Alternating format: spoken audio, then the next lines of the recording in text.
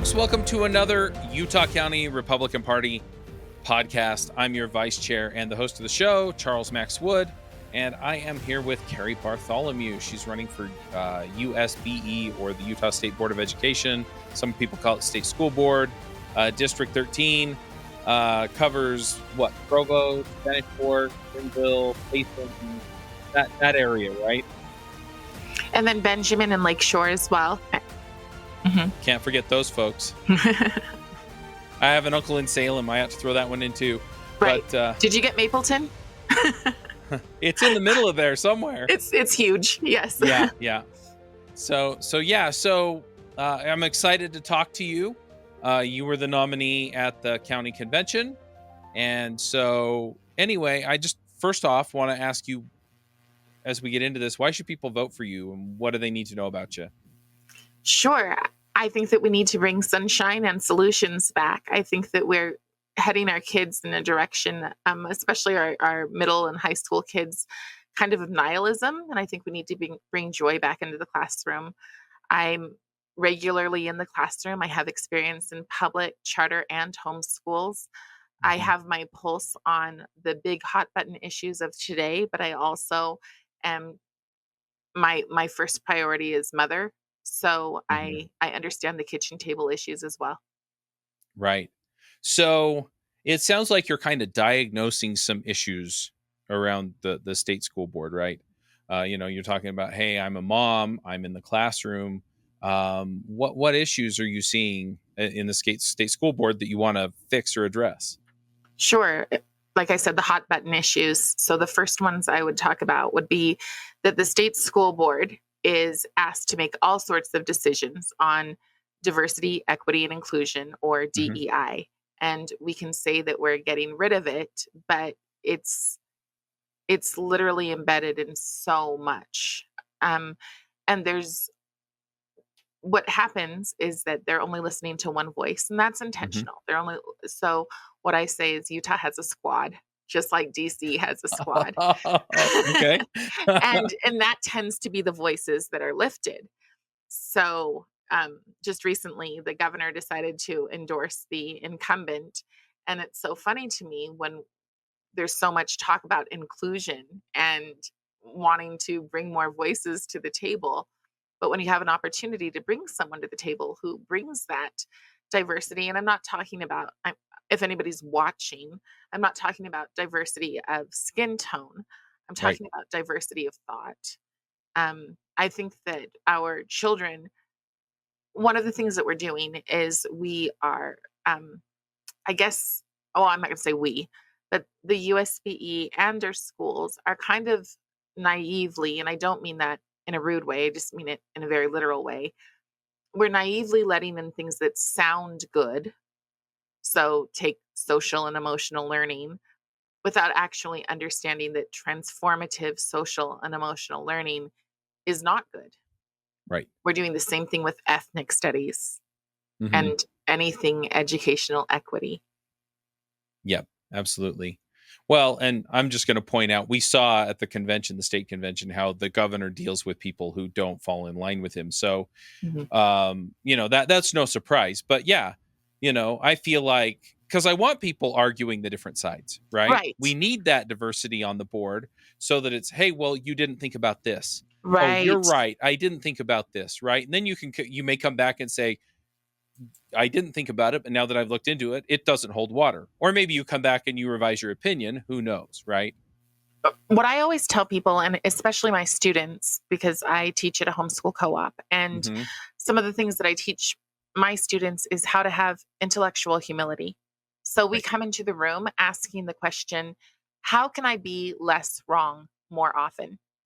And that's a whole lot different than saying, I'm right, and you all will agree with me, or I'm going to shame you, slander you, et cetera, et cetera. And somehow we're conflating that because it has a nice name, disagree better, right? We're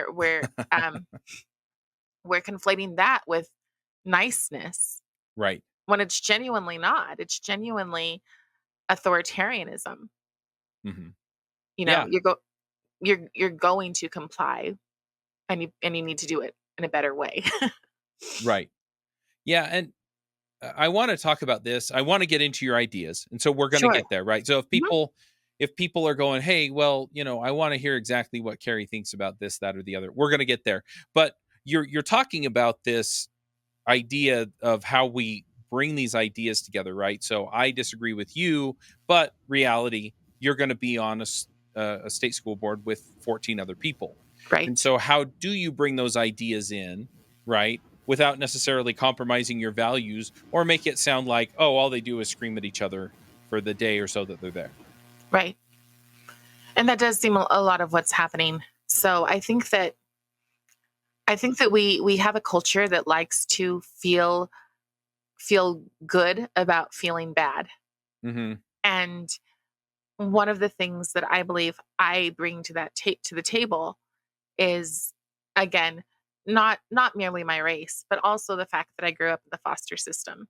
So when people want to say that a person is a victim, or that they're oppressed and they need to be helped in this certain way, I can actually say from a word, and I know it's going to sound very leftist to say it, but from their phrase, lived experience, Hmm. I understand what true resilience is, and I understand how to get there, not only as a former foster child, but also as a former foster parent. I've Right. had all sorts of trainings on what really does work. And what I see is we're adopting a lot of ideas that don't. And what happens a lot is people read about these things.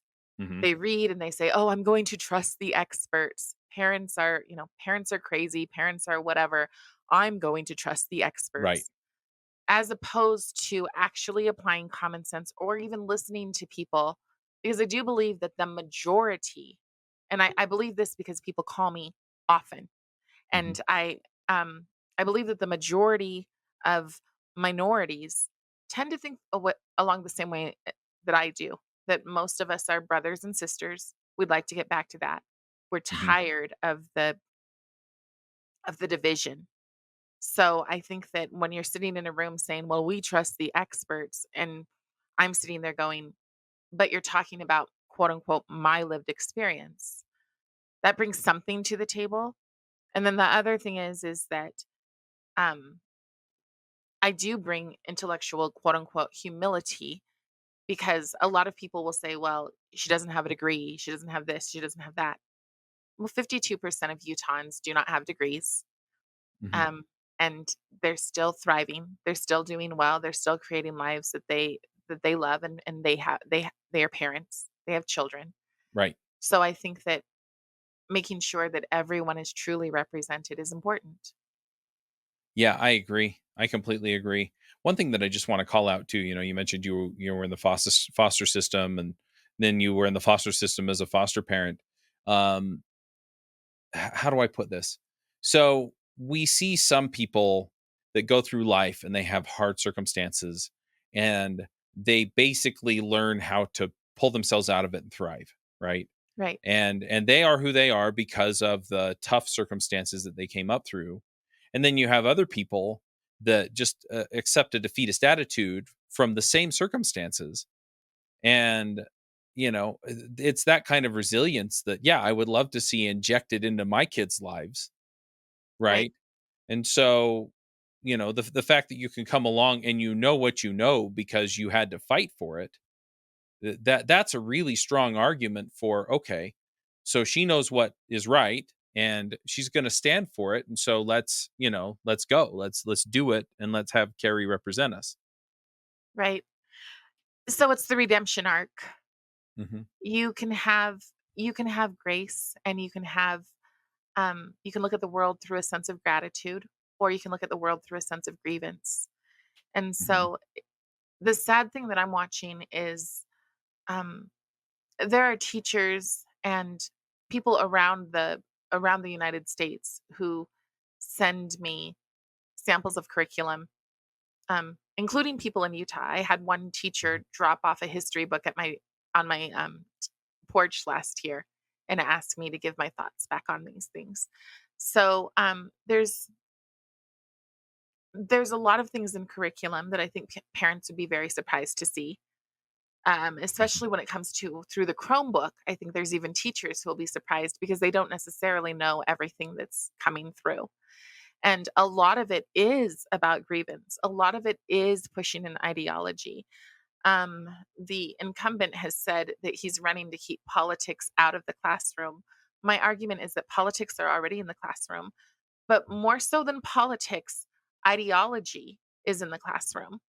And the thing is, this is why people can say things like, I'm going to keep politics out, because they believe that we as conservatives no longer have a valid standing. So where Right. our ideas are irrelevant. And I think that there's a lot of parents that if they realize that, they would I don't want to say that they would rise up, but I mean I think that they would educate themselves, and I Mhm. think that they would not be okay with it. Yep. Yeah, absolutely. So, I mean, it feels like you've diagnosed this problem, and it feels like, at least to me, that you've got a background and ideas, and to use the term lived experience that Right. gives you specific insight into these issues and how they creep in. How do you start solving them? Right? How do you start fixing them? Especially, I mean, because I'm a dad and I'm involved, but we're talking about you as a state Right. school board member. How do you help us out with that? Perhaps I look at the school board position a little differently than other people do. I don't believe that I should be a yes man for whatever comes in. I don't believe that we Mhm, should say yes to everything with federal strings attached. We have to be extremely informed. There's a philosopher called Herbert Marcuse, and when he speaks about something called repressive tolerance. mhm, Repressive tolerance, in the easiest way, means that for one side everything is acceptable, and for the other side nothing is acceptable. So what we have to realize with our education, with a lot of the programs that are coming in that are free, mhm, federally funded, things like digital media literacy, um, things like like ethnic studies, these things, they are made to look good and to sell. SEL, I always call it, SEL is selling our kids. mhm. So they're made to look good on the outside. As a school board member, as a state school board member, your job is to set the policy and the standards so that those insidious things cannot creep through. Okay. And so you have to know. One of the things I've been shocked at when I've had debates with the incumbent is to watch his opinion, his public opinion change between one debate and the next. Mhm. And to one time praise SEL and the next time say, oh, transformative SEL is something we should keep away from our kids. Um, because it's something that I've been trying to warn about for 3 years. I went to my local school board. I dressed and did everything as professionally as I could, wore my little teacher badge from the charter school that I worked at, and Mhm. tried my best to have a conversation. And it was obviously a conversation that was not going to be listened to. But when it becomes election season, then all of a sudden we start listening. Well, we need to Yeah. listen well before then. These Yeah. are our children, and they can't be pawns. So we need to recognize that digital media literacy is literally saying, let's remove, let's say what the correct sources are that people can learn from, and the correct sources tend to be NPR and CNN and even Fox News, right? But it's not learning from anything else. It's keeping Right. your kids away from certain things and keeping them on and only getting their sources from certain points of view. So Right. we need to know that. And it's hard to know that. But just because it's hard doesn't mean it's not possible. And these are things that I'm fortunate enough to mostly be a stay-at-home mom. Like I said, I work for a homeschool co-op, but these are things that I know very, very well because I've taken the time to dig into them. Because if you go all the way back to 2020, I realized very quickly that some of the agendas that were happening when it came to race, when it came to BLM, they didn't really seem to represent my values, and I didn't see them improving. So I started looking and going, what's really behind this stuff? Right.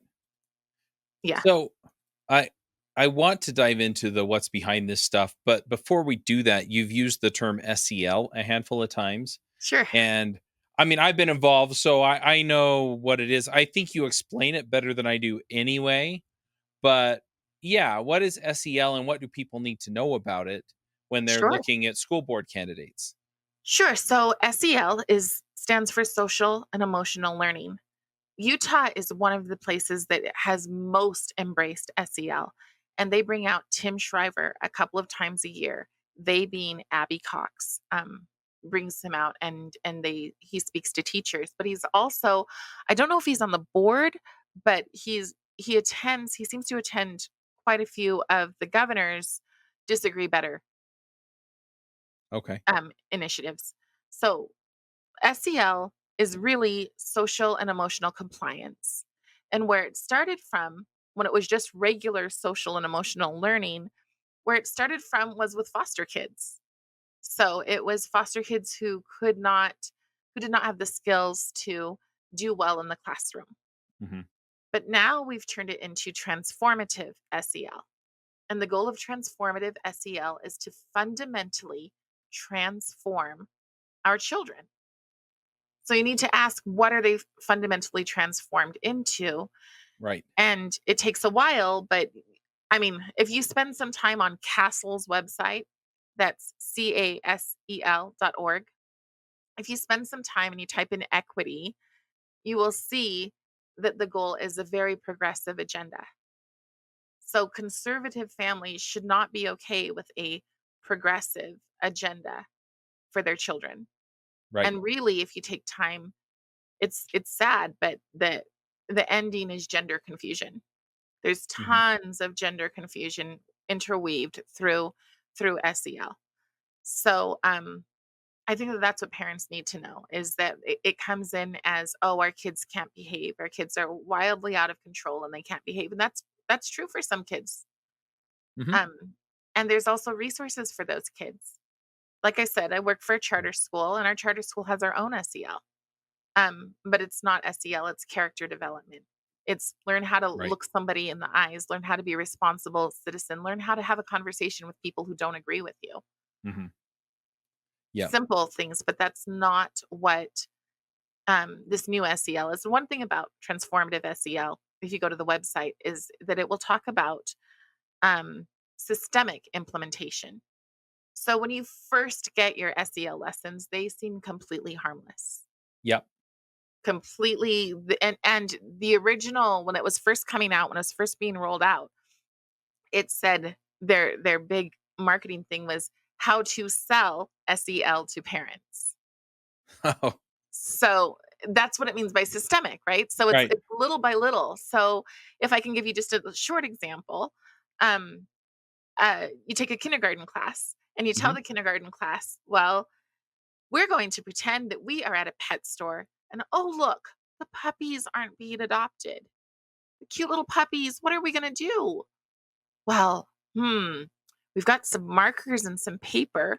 Maybe we could make signs. Oh, we're going to make signs. Okay, well, here's our signs, but what can we Uh-huh. do to really make sure those signs are seen? Let's go for a walk with our signs. Let's have a parade. And then Oh, okay. you got the kids walking around the Yeah. room, and then walking outside of the room and walking down the halls. And then they're walking down the halls, and you change puppies to climate or Hmm. social justice. Right. And before you know it, you are teaching your children activism. Wow. And I had an example. I want to be vague about it, but I had a teacher who called me and said, during Black History Month, we're supposed to teach Ruby Bridges. No problem with that. You Hmm. know, that's history. It's history. Yeah. Um, but the thing is that there's a thing called Ruby Bridges Walks to School. And you are supposed to, with this curriculum, teach the kids why today is like the 1960s and what Oh. they should choose as an issue to Hmm. protest. Yep. It's SEL. Yep. Oh, wow. Okay. Yeah. So how do we get rid of it? Um, we say no. I think the first thing that we can do now, because it is mandated, Right. the government, it was mandated a couple of years ago. So I think the first thing that we do is we look at the alternative programs. There are people around the nation who are creating alternative programs. It's the same with ethnic studies, and ethnic studies has the same goal. Teach your Right. child why they are oppressed, teach them how to dismantle the systems of oppression. So Yep. you have to know that's the same thing with our school counselors. Teach them how to dismantle the systems of oppression. Hmm. So it's everywhere. Like this is huge. Yeah. And having lived in Seattle, having seen kids lay in the street so that you couldn't drive through, I don't Hmm. want that where I moved to. Yeah. So, and there's many examples. They haven't come straight out and done it yet, but I know, again, I've had a high schooler send me a thing and say, "Why do they want us to protest?" Because the GSA, which is the Gender and Sexualities Club, which used to be the Hmm. Gay Straight Alliance, but Yep. now there's enough kids with gender confusion that they call it the Gender and Sexualities Club because they Right. moved that far along. And so the way that we get rid of it is we have to have solutions. We have to be smarter. Hmm. We have to be thinking 3 steps ahead. You have to realize that anytime you have a reaction to something, anytime that you say this isn't acceptable, they already have a plan. Yep. And whatever your reaction is, they're going to go, you know, they count on that reaction to move them ahead. Right. So so one thing is like I said, this charter school that I worked for has a wonderful character development program. Use that instead. Right. We have Yep. ethnic studies. Ethnic studies is, well, we don't have it actually. I'm a huge reason why we don't have it because I went literally I went all the way to Texas to expose ethnic studies to get it on the map so that people here would listen.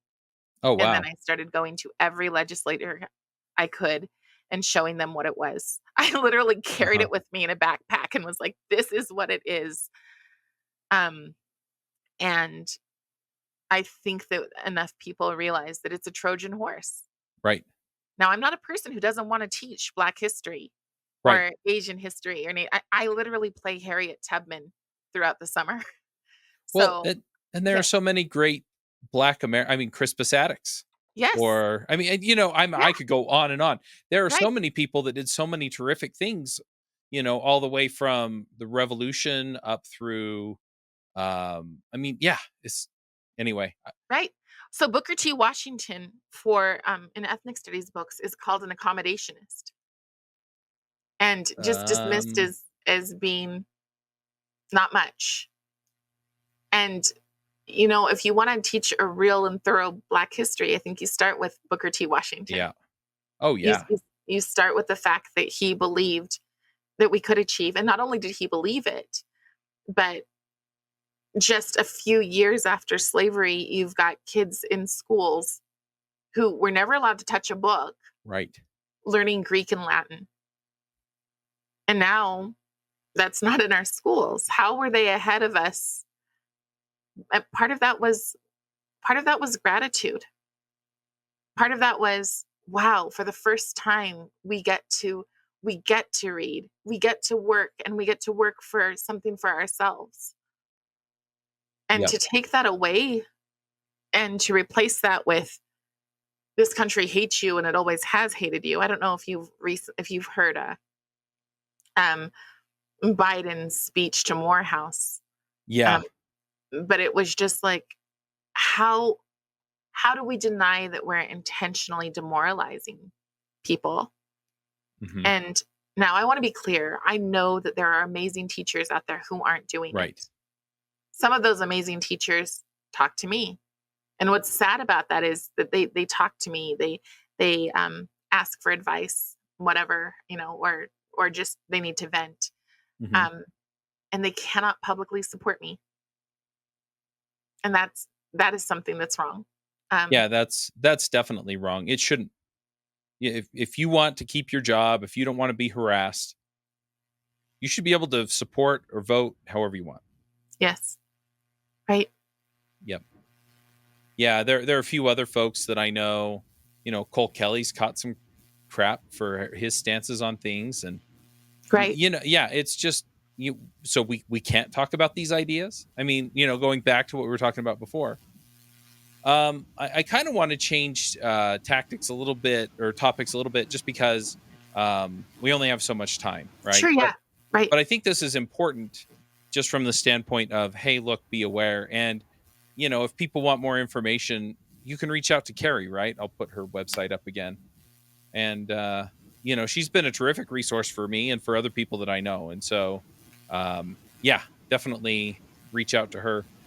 Let's switch gears a little bit and talk about, like, the academics part of school. Right. And so and this kind of leads in, you talk about, like, Booker T. Washington or some of these other people that essentially were born into nothing and then made something of themselves, right? Right. And that's kind of the quintessential idea that I have of school, right?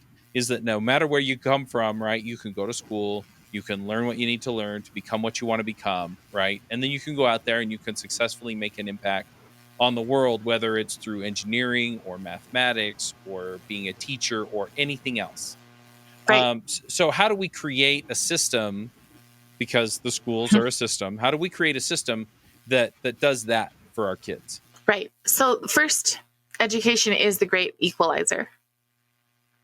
You can come from anywhere, and if you get a strong education, you can change your position in life. But the emphasis is on a strong education, a quality education. So, like I said, right now, I can share many, many examples of how we are not implementing the best practices.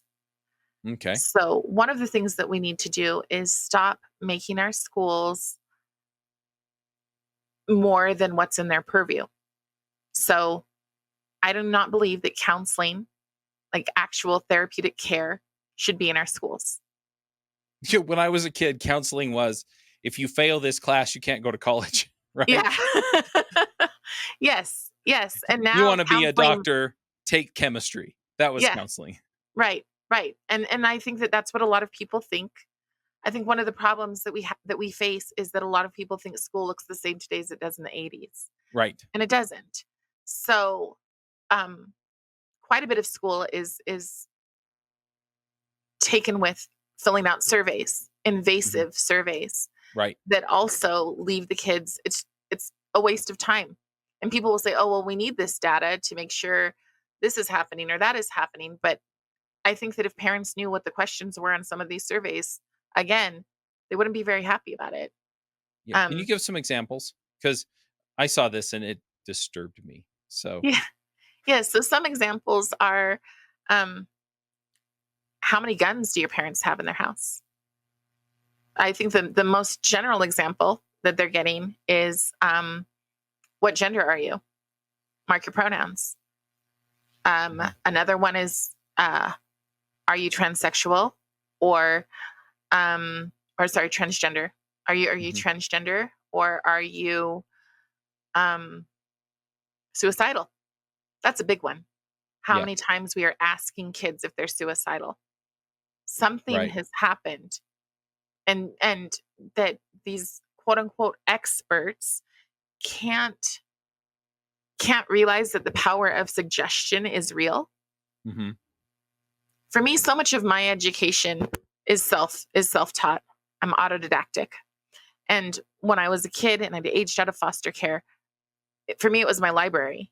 It was Mhm. every time I finished a job and made minimum wage, I would go to Barnes and Noble because Amazon didn't exist. I'd go to Barnes and Right. Noble and I'd buy a new book. And mostly I bought self-help books because I wanted to figure out how to carve a life. The first thing I believe that we have to do if we want to change the direction is we have to bring dignity back into the classroom. Dignity for our teachers and dignity for our students. Dignity for our Uh-huh. teachers means that they're backed up when they discipline, that they are not facilitators in the room, but they're actually the leaders in the Mhm. classroom, so that the kids know and they admire and they look up to. We are putting way too much emphasis on being our students' friends. So Right. when I work with my kids, they love me. I'm not going to lie, and I love them back. Mhm. But I'm not their friend. I am the adult in the room, Right. and we need to bring that. First you have to set those foundations. The teacher is the adult in the room, and they deserve to be respected. And if they're not respected, then the teacher should be able to send that child out of the room, or if they have to expel or suspend, that should be an option. But because of restorative justice, it's often not. So Mhm. we need to support our teachers. It can't be that they're stressed out. They shouldn't be wearing all the hats. They shouldn't be the nutritionist. They shouldn't be feeding them breakfast first thing in the morning. Like, we're taking away the role of the family. Right. But we also have to hold the families responsible as well. Mhm. So, and I think that that's a huge thing that we have this massive division between teachers and parents. And they both villainize each other. Right. And we need to stop that, and I do believe that that's intentional. Divided, we fall. Uh-huh. Divided, our programs cannot become excellent. So then we need to, in my opinion, go a little bit backwards. Our reading programs are not the best practices. The best practices is to teach our kids phonetically, but instead Mhm. we have them sight reading. And sight reading is not the best practices. They're guessing when they're reading. And then you have kids who are getting through all the way up, graduating, and those their scores are not very good. They're going into college at remedial levels. How are they Right. graduating when they're at a remedial level? So we need to, I believe, we need to remove all things DEI, or in education they call it EDI, as if we're not smart enough to realize they just changed it around. Right. But we need to remove those things and get back to the basics. We need to stop trusting, quote unquote, the experts and look at what's worked over and Mhm. over again. There's so many people that have achieved, and we never celebrate them. Most people don't know who Thomas Sowell is. You Oh, know, he's we so brilliant. right. And we don't celebrate them. I didn't know about Black history until I was 40 years old. Until about cred Chicago, Black Wall Street. Mhm. I didn't know about that. I just read Booker T. Washington's book. Right. Why? Instead, we read books that the kids are reading books that make them feel bad. Right. And they're saying, well, we're teaching them empathy. No, you're teaching them misery. Yep. We should be teaching the hero's journey. Mhm. We should not teach that you have to read a book of people who look just like you. And that's all that matters, is that they look like you, Right. because you can find a more common thread. One of the things I would like to do, so the African American literacy rate in Utah is 16.16%. One of the things that I have on my bucket list is to go into the communities that most need it, Mhm. and start a reading program for children, but also for adults. But for children, I believe that we can foster unity by taking a book. I'm talking about young kids, right? So Right. just take Cinderella. So you take Uh-huh. Cinderella, and maybe you read the African version because they have been taught that they need to see the representation, even though Right. Africa and African American are not the same thing, Right. but that's what they would be told. But then on top of that, we have an opportunity for every other Cinderella story. There's Japanese, there's Chinese, Mhm. there's Russian, you know, then our kids begin to see a unity and a common thread, a common humanity. And I believe we need that, because we are fostering tribalism. Mhm. And again, divided we fall. So we need to do what we can first to create unity. And part of Right. that, I believe, is with bringing back pride in our country. Yep. Boy, you're speaking my language. So let's say that at some point we start making this kind of headway, right? So it's, hey, we're not creating these, or we're not teaching these divisive ideas, right? We're not teaching kids that, hey, you're the oppressor and you're the oppressed. We're not teaching kids, hey, you're not going to be successful because the system's stacked against you, right? So we start getting past that, or maybe we start just making a little bit of progress there. What do we do next as far as like academic excellence? I mean, is it programs? Is it systems? Is it curriculum? I mean, they just revisited the reading curriculum, and I think they're up for math next. Is that where you strike, or is there something else that's coming that we need to do? Well, I think we need to strike quickly on, because we let in wit and wisdom. Hmm. And wit and wisdom, there are many experts, actual experts, who have testified against wit and wisdom. So, what is wit and wisdom? Because that's a term that even I'm not familiar with. Wit and wisdom is the literature curriculum. Okay. One example from it is that in 2019, the lessons that came out were about how you would survive in a pandemic if you were locked in your house for over a year. Wow, that sounds vaguely familiar. Yeah. Yeah. And so another example of reading, I had a parent who reached out to me and they said, I went to my fourth graders class to read a book, and the book was about colonization and or Hmm. gentrification, I guess. And so what it was it was Native Americans being taken away from their land, and it said they came and they took away our moccasins and they gave us their black shoes. They came and they took away our traditions and they put us in their schools. Hmm. That's fine, but that's not what it really said. What it said was white people came and they took away our moccasins and they put us in their black shoes. White people came. Right.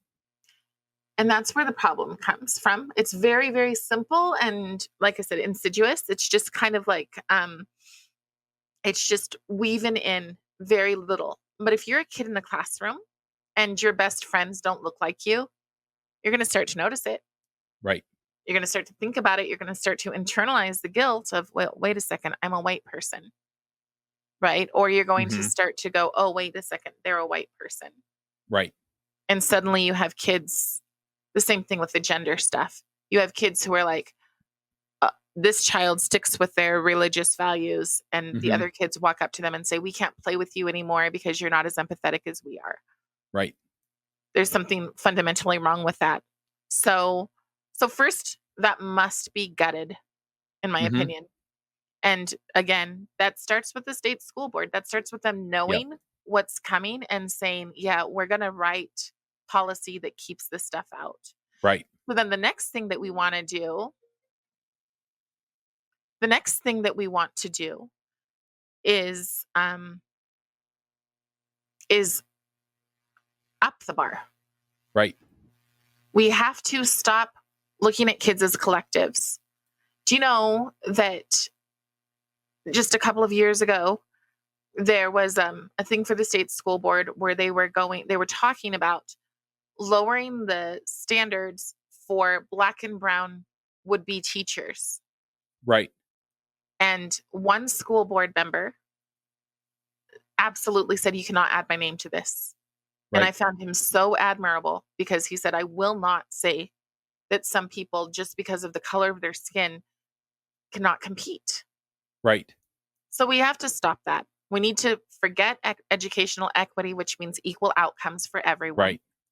And instead, what we need to do is raise the bar, look for the Hmm. kids who are falling behind and who are falling, and lift them up. Put our focus not onto whether or not they are depressed, but Right. how we can help them achieve. Because if you can help a person achieve, you help them have self-confidence. And if they have self-confidence, they're not going to Right. be so depressed. Yep. We're talking about equitable math now. I think it's Utah, not UVU, USU. I Hmm. think just got a grant for equitable math to figure out how come math is racist. No, let's not do that. And let's instead achieve to the point that when our kids are graduating, they have so many offers because Right. they're the top. We shouldn't be bragging about graduation rates if our kids are going into remedial remedial college. This is something that I worry about with my kids. right? It's like, hey, look, how are you preparing them to be the best, if they go to college, whatever they graduate in? How are Right. you preparing them to be the best if they don't go to college, the best plumber or welder or whatever they Right. wind up doing there, right? And if you're not giving them, because I think a lot of times we get focused on these academic ideas, but even just hey, look, I am a capable person, right? Right. And being at that level, right? I did okay on history and math and science and whatever, y- so that they can go out and they can confidently say, I can put the pipes together, or I can Right. weld the things together, or I can do whatever you do for your company. I can start a business, right? Right. Without feeling like they have to be an expert like these other people are. Well, and on top of that, we also have people who think that they're better than others. We Mhm. have this like a very much, oh, you don't deserve to speak because you don't have, and then you go to the colleges and you go, well, I actually find it a blessing that I didn't learn that particular Right. thing. So, um, so the humility is gone, and at what cost? Right. I'm sitting here looking at putting my son back in public school, Uh-huh. um, which he's been in a charter, and then we homeschooled for 1 year. And a lot of people think that I'm just this homeschool mom who's done nothing but homeschooled, and that's all I plan on doing. And that's not the case. I have an only child, and I want him to have the social interaction. Yep. Um, but I worry Yep. greatly. I worry that there are people who despise me because they've been told to. Are they going to take that out on my child? Right. And so we need to get to a place of grace, I think. And I'm not necessarily talking about religion because Hmm. I don't believe it is the purview of my school or my job as an educator to impose my beliefs, whatever they are, Right. on our kids. I think that what we need to do is teach kids to, I don't want to say think critically because that word's been co-opted, Right. but be analytical thinkers. Hmm. I think that you can come into the room and say, this is the 1619 project. This is 1776 unites. Right. What makes sense to you and why? Right. Much different than saying, now we're going to teach you 1619 and the like, etc. And this is it. Because Right. you're not teaching kids to think, you're teaching kids to regurgitate Yeah. the new progressive ideal. Right. Yeah. And taking both of those projects, just just to put it out there, 1619 versus 1776. You can go look at the historical records, and then you can analyze, hey, what this says and what the historical record shows are two different things, right? And Right. this other one, what this says and what the historical record shows generally align, right? And so now I can analyze this. I can analytically go, this one's probably got more truth in it than the other. Right. Right. And that becomes a problem when we have kids who are only allowed to use approved sources. Hmm. So, um, I think that those are the places where we need to think, well, how come our forefathers were they were in a better place Hmm. academically before? I mean, when we used to go home and have to pull out the Encyclopedia Britannica to do a paper, it Oh, was the good old days. but it was more in depth. It Yeah. was more in depth, and we recall those things, I think, more than asking AI to Uh-huh. finish your to do your assignment for you. Yep. So, um, so I think that there are places where it is okay to say maybe new isn't always best. Right. Like I said, the reading programs. The best reading program I've ever seen came out of Chicago, came out of the inner cities of Chicago where kids weren't reading at all. And because they were learning decoding and because they were learning phonics, they suddenly excelled. I've Mhm. had that in my own classroom where I started with the remedial kiddos. And by and this is first through third graders. And Right. by December, I was able to get them the book, The Little Princess, and we were able to struggle through it. But that's quite a bit for 1st through 3rd graders. But we Yeah. were able to do that. And part of that is, I think, bringing back joy into the classroom. Hmm. And I think joy comes again when teachers aren't asked to wear a million different hats, when they're trusted and respected. And parents will trust and respect when they have transparency. Hmm. Most parents just want to know what's going on, Yep. especially, I hate to say the good versus the bad parents, but the involved. The involved parents want to know what's going on. And the parents who are distracted, um, we need to work with them. Yep. We need to show them very simply that, this is how you can be involved. This is and one thing is that when parents reach out to teachers, I think it's terrible when teachers respond with, "You need to trust us, we're the experts." Yeah. Because it does set that hostility that doesn't need to be there. And That I one agree of with. yeah, one of the things I believe that we can heal in that area is to assume goodwill on both sides. Hmm. People don't generally get into teaching because they want to make a lot of money. They get in because they are passionate. And parents generally love their children more than anyone else. Yep. So you talked a little bit. I have a couple more questions and then we'll Sure. wrap up. But you talked a little bit about joy in the classroom and you've pointed out some of the impediments to getting there. But what does that actually look like? Like if you close your eyes and you picture a class or picture a school or maybe even a school district, Sure. what does that look like?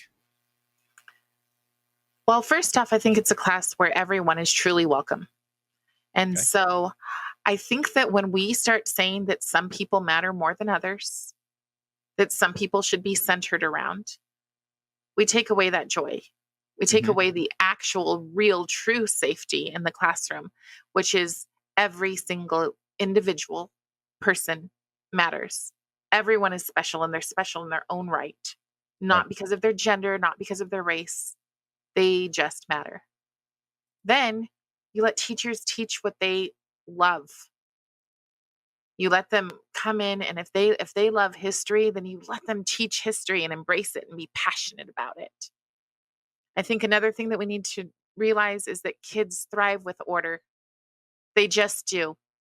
So, um, people who think that, I mean, an art class may be the exception, or a theater Hmm. class, but even in theater, it's organized chaos. But kids don't thrive in regular chaos, and they shouldn't be expected to be the adults who can teach and that the teacher learns from. That's not joy. Joy is when a child, one example I can use is that at our school, kids learn handwriting or cursive. And if they are coming into 1st grade and they didn't have that in kindergarten, they may be so stressed out the first couple of weeks. I can't do this. What are you Hmm. asking me to do? And then as they learn, as they progress, as they adopt these ideas, they become more and more confident. And they're like, "Look what I did." And there's real joy. There's also just the energy again of teaching things that have a positive. So one of the things that we are doing that I think harms in mental health is we're constantly teaching climate change, whether you believe it or not, but we're teaching it in such with such a nihilistic and hopeless view. Hmm. Again, there is no redemption. There's Right. no, there's only, if we all comply and do exactly this, instead of, what are the solutions? What can we do? Oh yeah, we did this thing. We went outside, we planted a garden, right? So to me, that's joy in the classroom. Joy brings hope. Hope means that we can move from a dark place to a better place. Hmm. And so much of what is taught when our children are being taught to dismantle systems is not moving to a better place. It's Right. about tearing down instead of lifting up. Yeah. Well, and I was going to say this before, but I was so riveted by what you were saying, I forgot. Is that sometimes those systems that they're tearing down are, at least, I worry about this with my kids, the church or Yes. um, their relationship with Family. me. Right. Yes. Your And culture. that scares me. Yeah. It's very much Because that is the systems. The yeah. systems is Western civilization. Yep. It just is.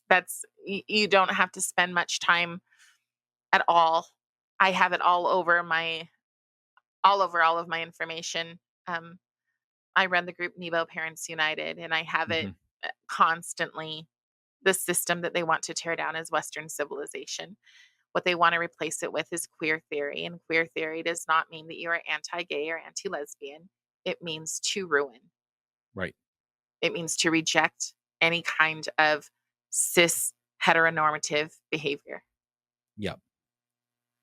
All right. So the last question that I have before we wrap up is, and you've talked about this some, right? You talked about your background Mhm. and, kind of where you came from. And I guess, and I've said this on a few of the other shows, right? When I look at candidates, COVID kind of changed my mind on this, and it wasn't so much it changed my mind as I kind of had an epiphany. And that was when I was vetting candidates in 2018, I didn't ask anybody about pandemics. And the reason was because I didn't know we were going to go through one. Right. Mhm. And so when we go elect people, I'm not looking to elect people. I mean, there are some persistent issues, right? Where it's like, okay, what's your take on this? What are your ideas for fixing it? How are you going to get other people to go along? Right. Those kinds of things. And that's what we've talked about so far. Mhm. But then it's okay, what are your principles? How do I know you're going to stand on those principles when we have the next thing that we didn't know was coming our way? Right. Right. And so for you, and the way I ask this question is, what's your background? Where did you come from? How did you come to these conclusions? Right. Right. What's you said lived experience, to borrow a term, right? What's Mhm. your lived experience and how does that reflect into this is how I approach life and things and principles so that at the end of the day, when the next thing comes up, I can be comfortable that you're going to make the right decision, even though I never would have in a million years thought to ask you the question about that situation. So Sure. where do you come from and how did you get to where you are? And include in there what made you think, oh, state school board, that sounds like where I need to be. Sure. Okay. Um, I guess the pandemic fundamentally changed me as well. I started to realize that things I thought I knew, I did not know. I didn't realize that there were so many people who did reduce me to the color of my skin. I didn't realize that that mattered to so many people because it didn't matter to me. I'm not that Right. person.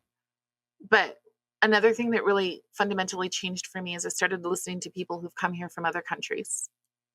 Mhm. People who normally wouldn't talk because, quite frankly, Asian and African American people oftentimes do not talk to each other. It's Right. not a thing.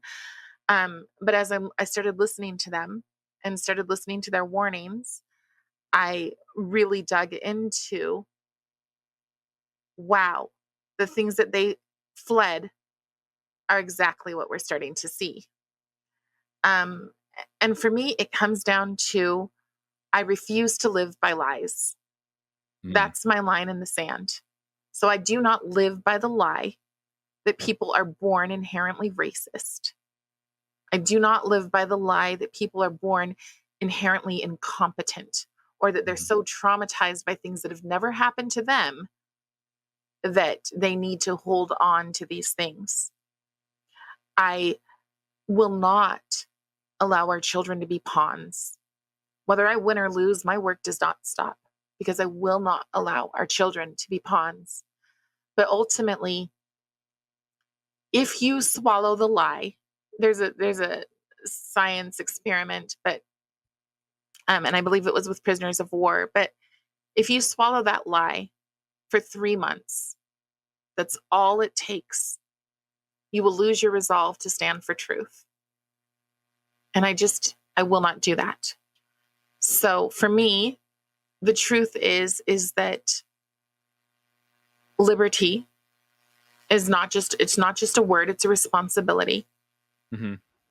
And I think, and this will probably lose me some votes, but I'm a Christian. And the idea that our children may be taught through transformative SEL some warped view of my faith that does not work for me is wrong.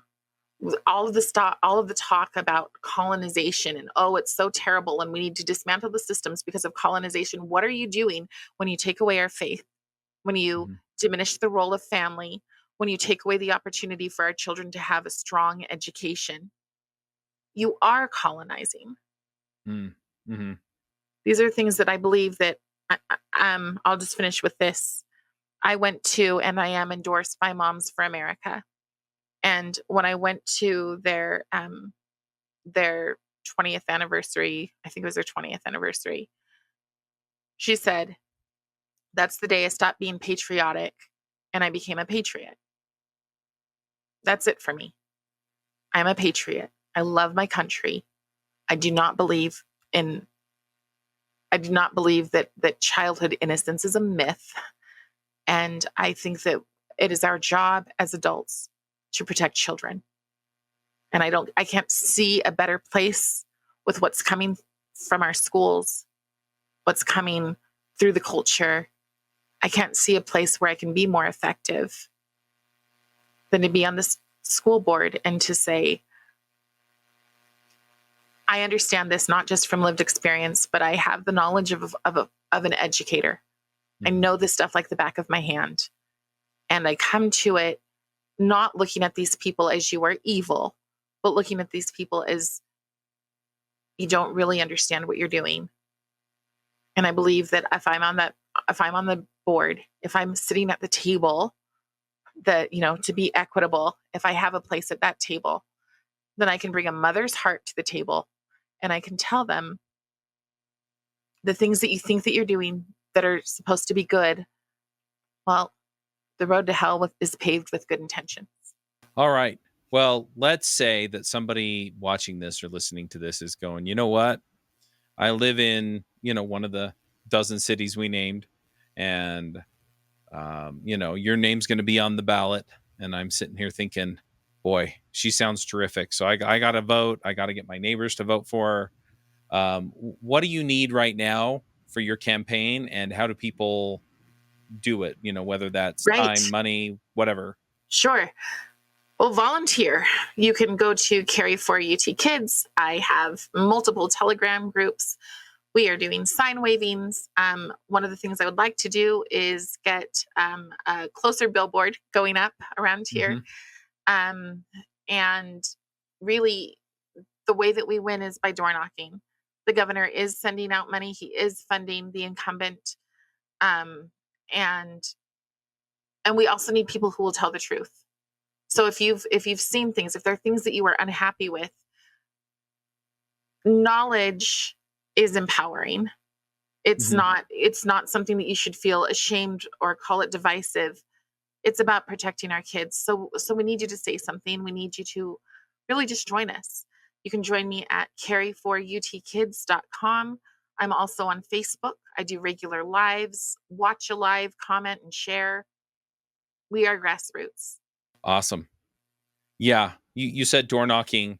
And one thing that comes to mind, and this is something that we're encouraging people to do from the county party level, is just, take some literature with you, right? Just one of our nominee flyers, or if you get a door hanger from Cari or something like that, just go to your neighbor's house and just ask them, hey, are you planning on voting in the primary?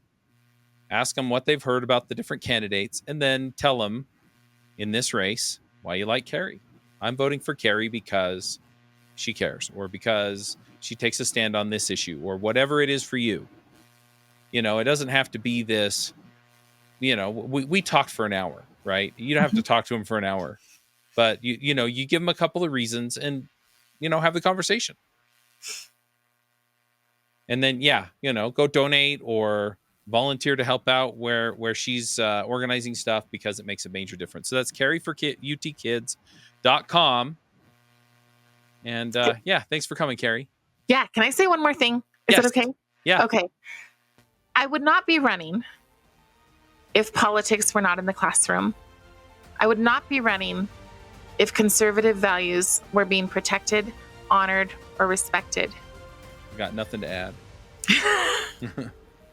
All right. We're going to wrap it up here. Till next time, folks.